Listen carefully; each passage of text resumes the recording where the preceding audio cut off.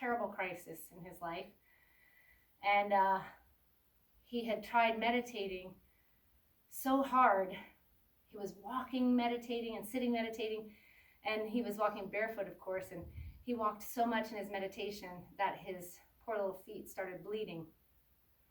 And he was just about to give up. He said, this obviously is not for me. I can't let go of my ego, no matter how hard I try. And the Buddha read his mind and knew that something was awry and was aware that he was about to lose the Venerable Sona. I'll finish that story in just a moment. So from here, let's start to make our way out. So if you were twisted, we unfurl ourselves. Now everybody come up. We'll keep that left leg strong, but narrow the gap a little bit. And think of a standing position with your feet. Draw the right hand towards the hip. Push down to lift up and expand everything in your body. Just open, open, open. And come on back. And we find that same seated position for the second side. So legs are together, nice and long. Roll onto the left side. Really find the hip. So make sure you're not looking up at all. You're perfectly on the left side. Send the right leg back. Tuck the toes under. That action is going to keep the right thigh internally rotated. If Sphinx arms start to pinch your back, right away you know that's it for you, and you come down, making a little pillow with your hands and rest right here. Always feel free to adjust the left leg into the place that's best for you.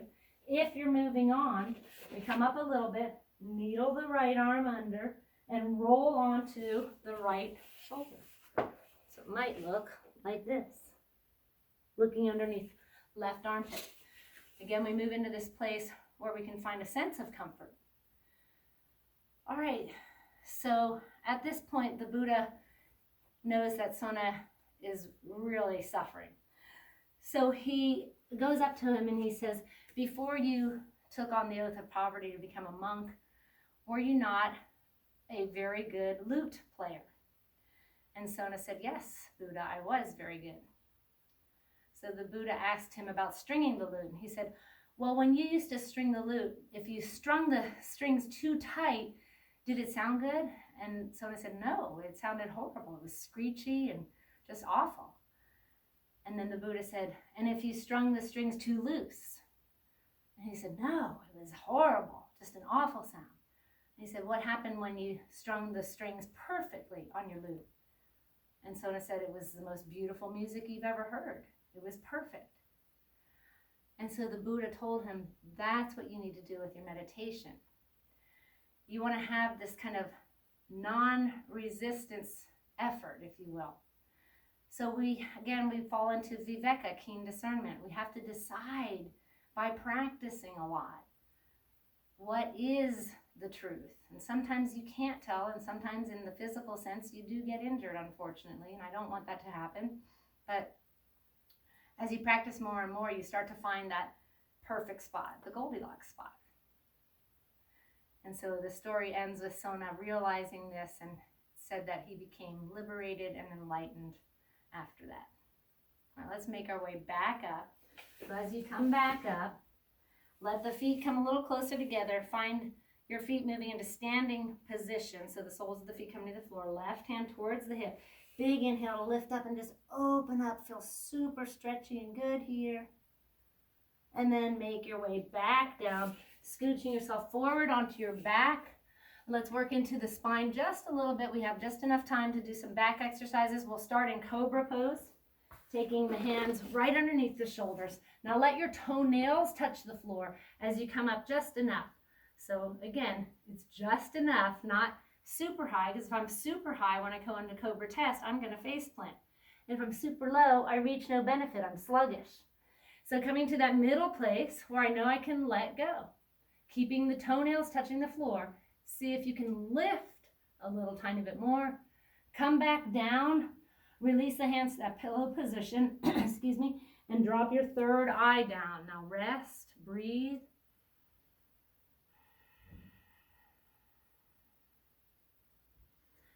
Make your way back up. And this time we take the arms out like airplane wings. Lift the legs up. Now roll the shoulders up. Imagine you have a mirror, or maybe you do, and lift. So we try to get shoulders and feet in the same line. Again, it's a seesawing. You're gonna have to go back and forth, and without a teacher or a mirror to guide you, your guess is as good as mine. So play with it. Probably the side that feels more difficult needs to come up higher, and release, switching hands to create your pillow, resting the third eye, and finding deep breath.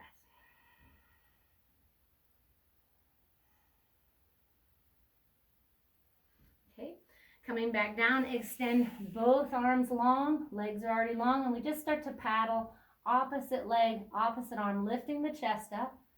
Keep the legs nice and high. Now come to holding, touch down with the left hand, bend the left knee, reach around with the right arm. So we're still lifting the right leg, and just kick.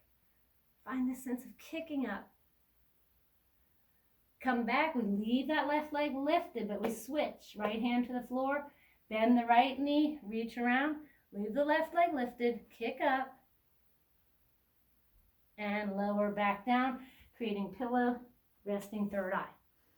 Breathing in and out. One more. Now while you're still resting, walk your feet a little closer, knees come to almost touching, if not, Dhanurasana. So we start like that because the knees tend to splay out. So we do want to have active glutes here, but if you overactivate the glutes, it creates this external rotation, all right? So find that middle path again. Squeeze in, ankles to hands, kick up. If you're not touching, that's okay. Your arms are by your side. You're working harder. Finding that nice even space, rolling onto the belly maybe a little bit more. Kick up, lift the chest, and release. Let it all go. Find your soft breath.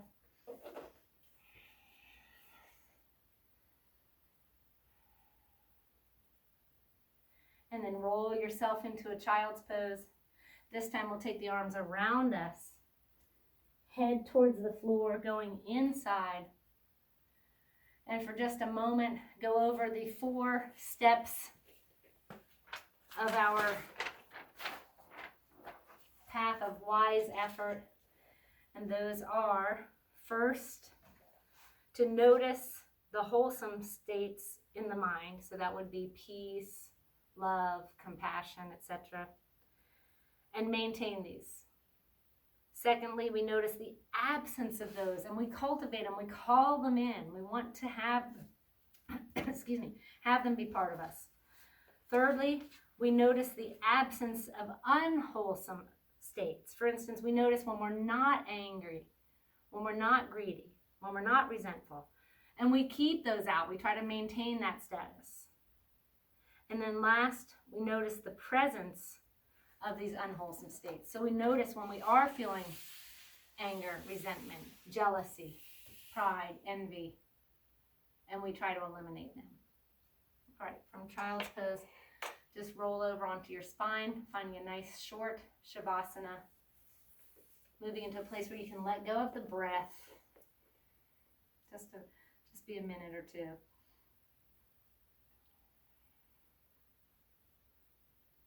Let go of the muscular energy.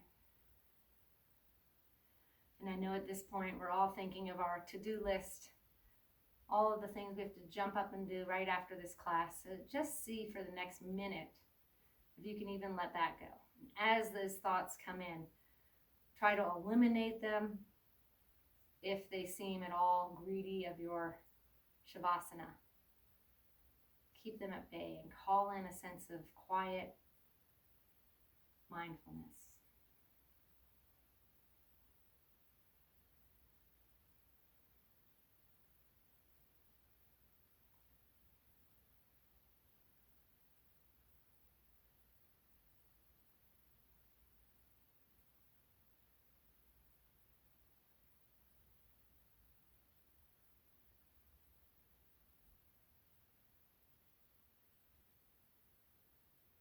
Start to bring back in some awareness by breathing deeper.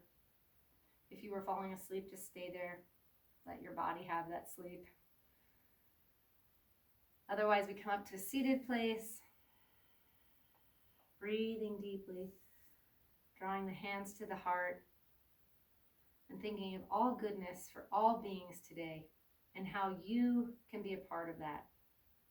Om Shanti, Shanti, Shanti. Namaste.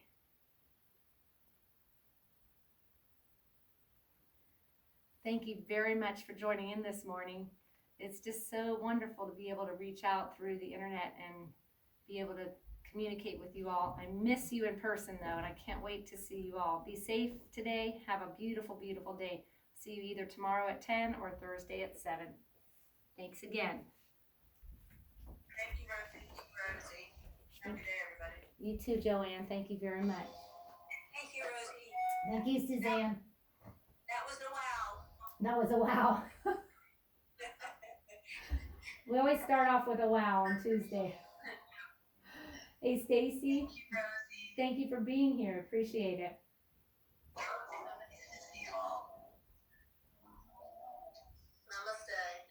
Namaste. Namaste, Susan. Good to see you. Love you guys. Hi, Rosie. I missed you this morning. Tracy. It's okay. Joanne filled in for you. It's all right. Thanks, honey. I like your beard. Bye.